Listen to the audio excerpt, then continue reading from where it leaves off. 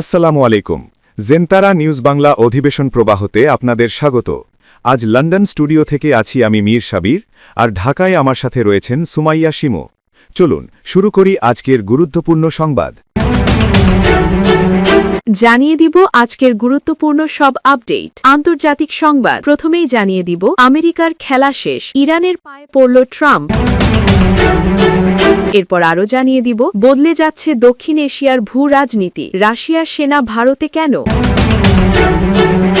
এবং সর্বশেষ জানিয়ে দিব হরমুজ প্রণালীতে ইরানের বড় অভিযান, 2টি মালবাহী জাহাজ জব্দ। শুনছিলেন সংবাদ শিরোনাম, এখন বিস্তারিত। তবে তার আগে অনুরোধ থাকবে এই ভিডিওটিতে একটি লাইক, কমেন্ট এবং চ্যানেলটি সাবস্ক্রাইব করে জানিয়ে দিন কোন জেলা থেকে বা কোথা থেকে আপনি আমাদের এই ভিডিওটি দেখছেন এবং শুনছেন। ইরানের পায়ে শেষ পর্যন্ত মাথা নোয়ালো আমেরিকা। বহুদিনের শক্তির দম্ভ, হুমকি আর সামরিক প্রভাব সবকিছু যেন ভেঙে পড়েছে ইরান যুদ্ধের ধাক্কায়। প্রেসিডেন্ট ডোনাল্ড ট্রাম্পের কঠোর অবস্থান উল্টো তৈরি করেছে কূটনৈতিক বিচ্ছিন্নতা, দূরে সরিয়ে দিয়েছে ইউরোপীয় মিত্রদেরও।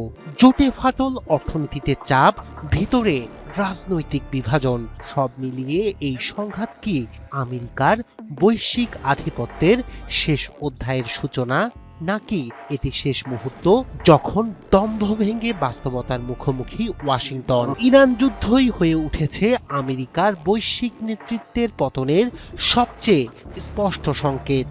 দীর্ঘদিন ধরে নিজেকে আন্তর্জাতিক শৃঙ্খলার রক্ষক হিসেবে উপস্থাপন করা ওয়াশিংটন এখন ক্রমেই ভিন্ন এক চিত্রে দেখা দিচ্ছে।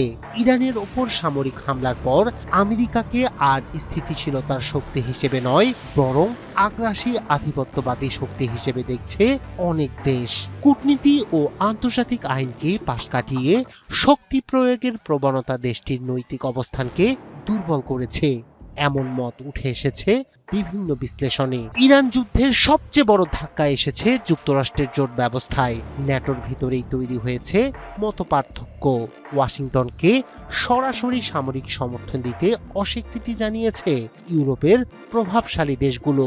এতে স্পষ্ট হয়েছে ওয়াশিংটনের নেতৃত্বে আগের মতো আস্থা আর নেই। শুধু ইউরোপই নয়, এখন সতর্ক অবস্থান নিচ্ছে উপসাগরীয় দেশগুলোও, যারা একসময় নির্ভর করত মার্কিন নিরাপত্তা ছাতার উপর। অর্থনৈতিক দিক থেকেও এই সংঘাত যুক্তরাষ্ট্রের সীমাবদ্ধতাকে সামনে এনে দিয়েছে।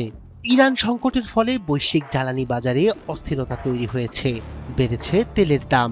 হরমুজ প্রণালীর মতো গুরুত্বপূর্ণ বাণিজ্য পথ হুমকির মুখে পড়ায় আন্তর্জাতিক বাণিজ্যে অনিশ্চয়তা দেখা দিয়েছে।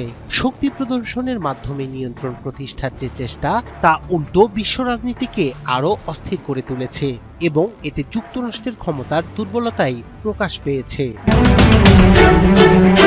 ভারত মহাসাগরে কি এবার রাশিয়ার আধিপত্য বাড়তে চলেছে? ভারতের মাটিতে কি প্রথমবারের মতো দেখা যাবে রাশিয়ার নিয়মিত সৈন্যদের? বিশ্ব রাজনীতিতে বড় এক পরিবর্তনের সংকেত দিচ্ছে দিল্লি ও মস্কোর নতুন প্রতিরক্ষা চুক্তি। আজ আমরা বিশ্লেষণ করব রেলস চুক্তিটি নিয়ে, যা বদলে দিতে পারে দক্ষিণ এশিয়ার ক্ষমতার ভারসাম্য। দীর্ঘ 8 বছরের আলোচনার পর কার্যকর হল ভারত ও রাশিয়ার মধ্যকার reciprocal exchange of logistic support, বা সংক্ষেপে RELOS। এই চুক্তির ফলে ভারত ও রাশিয়া একে অপরের সামরিক ঘাঁটি, নৌবন্দর এবং বিমান ঘাঁটি ব্যবহার করতে পারবে। তবে সবচেয়ে বড় চমক অন্য জায়গায়।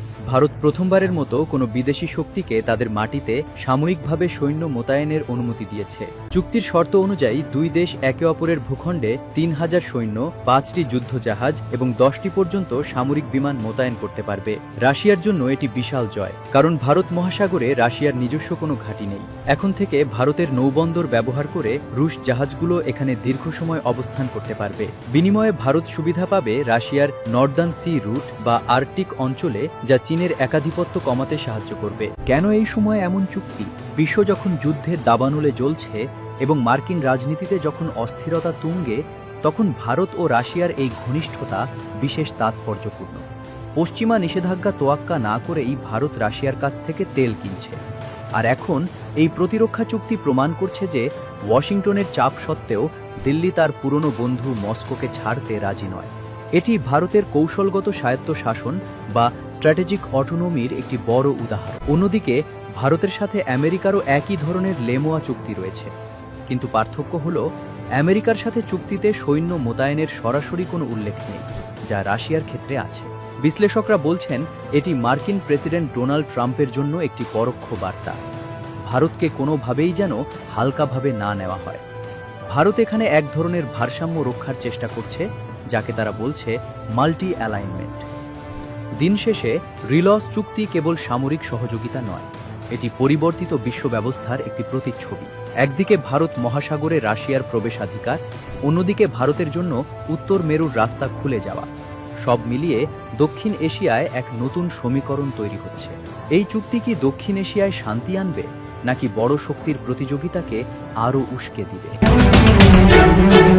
যুদ্ধবিধ্বস্ত মধ্যপ্রাচ্যে শান্তির খোঁজে সবার নজর এখন পাকিস্তানের রাজধানী ইসলামাবাদের দিকে। তেহরান ও ওয়াশিংটনের মধ্যে বরফ গলাতে 3 দেশ সফরের অংশ হিসেবে পাকিস্তানে অবস্থান করছেন ইরানের পররাষ্ট্রমন্ত্রী আব্বাস আরাকচি। শনিবার ইসলামাবাদে ইরান ও পাকিস্তানের শীর্ষ কর্মকর্তাদের মধ্যে গুরুত্বপূর্ণ বৈঠক অনুষ্ঠিত হয়। এদিন ইরানের পররাষ্ট্রমন্ত্রী আব্বাস আরাকচি পাকিস্তানের উচ্চপদস্থ কর্মকর্তাদের সঙ্গে দ্বিপাক্ষিক ও আঞ্চলিক নিরাপত্তা ইস্যুতে আলোচনা করেন। এদিকে মার্কিন বিশেষ দূত স্টিভ উইটকফ এবং জ্যারেড কুশনারের ইসলামাবাদে আসার কথা জানায় হোয়াইট হাউস। তবে যুক্তরাষ্ট্রের সঙ্গে সরাসরি আলোচনার সম্ভাবনা নাকচ করে দিয়েছে তেহরান।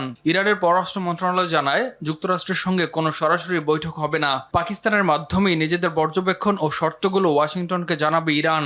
ইরান আলোচনার জন্য প্রস্তুত, তবে সার্বভৌমত্বের প্রশ্নে কোনো আপোষ নয়। পাকিস্তানের মাধ্যমে আমাদের বার্তা পৌঁছে দেওয়া হবে। জটিল কূটনৈতিক মারপ্যাচের মধ্যেও আশাবাদী পাকিস্তানের মধ্যস্থতাকারীরা। তাদের বিশ্বাস, সরাসরি না হলেও এই আলোচনার মাধ্যমে একটি টেকসই যুদ্ধবিরতির পথ প্রশস্ত হতে পারে। আলোচনার টেবিলে যখন শান্তির আলাপ, সমুদ্রপথে তখন যুদ্ধের ডামাডোল। কৌশলগত গুরুত্বপূর্ণ হরমুজ প্রণালী থেকে 2টি কন্টেইনার জাহাজ জব্দ করেছে ইরানের ইসলামী বিপ্লবী গার্ড IRGC। পানামা ও লাইবেরিয়ার পতাকাবাহী জাহাজ দুটির বিরুদ্ধে নৌ চলাচলের নিয়মভঙ্গের অভিযোগ আনে তেহরান।